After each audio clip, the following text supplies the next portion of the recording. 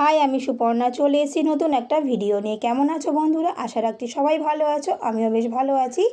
আজকে তোমাদের সাথে একটা খুব ইম্পর্টেন্ট জিনিস শেয়ার করব।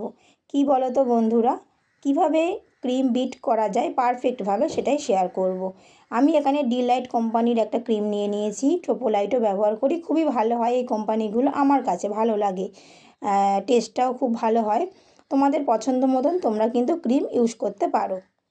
দেখো, আমি এখানে কিন্তু ক্রিমটাকে বিট করার আগে বার করে রেখেছিলাম ডিপ ফ্রিজ থেকে নর্মাল ফ্রিজে। কিছুক্ষণের জন্য কিন্তু বার করে রেখে দিয়েছিলাম, যতক্ষণ না এটা একটু নরম হয়ে যায় তার জন্য। কিন্তু একদম মানে শক্ত হয়ে থাকে তো ক্রিমটা, ডিপ ফ্রিজ থেকে বার করলে সেই শক্ত অবস্থায় কিন্তু আমি বিট করি না। কিছুক্ষণের জন্য কিন্তু আমি নর্মাল ফ্রিজে রেখে দিই। দেখো কতটা নরম হয়ে গেছে, তোমরা দেখে তো বুঝতেই পারছো।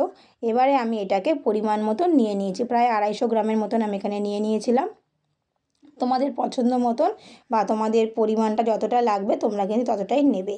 তারপরে দেখো, প্রথমে কিন্তু আমি লোতে বিট করছিলাম, হাই স্পিড প্রথমে করিনি, লো স্পিডে প্রথমে করেছি। কিছুক্ষণ বিট করার পর দেখো প্রায় 5 মিনিটের মতন কিন্তু আমি বিট করেছি। বিট করার পর দেখো কত সুন্দর ক্রিমটা বিট হয়েছে, তোমরা দেখে বুঝতেই পারছো। আমি কিন্তু স্প্যাচুলা দিয়ে এরকম উল্টে ধরে আছি, কিন্তু নিচে পড়ে যাচ্ছে না।